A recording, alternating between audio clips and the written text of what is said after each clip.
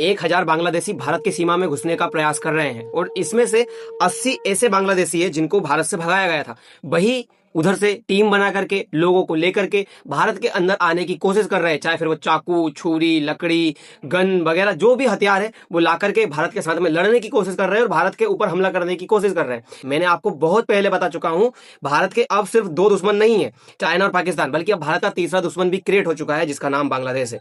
ये वही बांग्लादेश है जिसको भारत ने ही जन्म दिया। भारत अगर नहीं होता तो इन बांग्लादेशियों के साथ में कितना बुरा अत्याचार ये पाकिस्तान वाले कर रहे थे, सब लोग जानते हैं। आप इस न्यूज में देख सकते हैं, people trying to enter India, Bangladeshi है जो बीएसएफ के साथ में लड़ रहे हैं, कोशिश कर रहे हैं भारत के अंदर आने की। ये आप इस न्यूज में भी देख सकते हैं, Bangladeshi weed to reenter India through unfenced Malda border stage. ये कुछ एरिया अभी बचा हुआ है जो अनफेंसिंग है, वहां पे हमने इस तरह की तार फेंसिंग नहीं की है, तो बांग्लादेश के लोग उस रास्ते से भारत में आने की कोशिश कर रहे हैं। भारत के अंदर आकर के ये फिर से जो पश्चिम बंगाल वाला एरिया है वहां पर कुछ ना कुछ ऐसी एक्टिविटी करना चाहते हैं, कुछ ना कुछ इस तरह का काम करना चाहते हैं जो भारतवासियों को और भारत को मुसीबत में डाल सके। ये किया जा रहा है भारत के इसी बॉर्डर के आसपास में।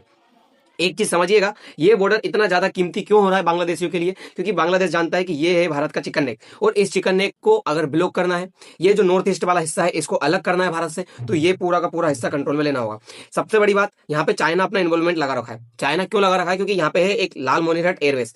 ये एयरवेस भारत के चिकन नेक से 135 किलोमीटर दूर है और भारत की मेन सीमा से, यानी कि भारत से अगर लग जाए कहीं पे भी तो सिर्फ 15 किलोमीटर दूर है।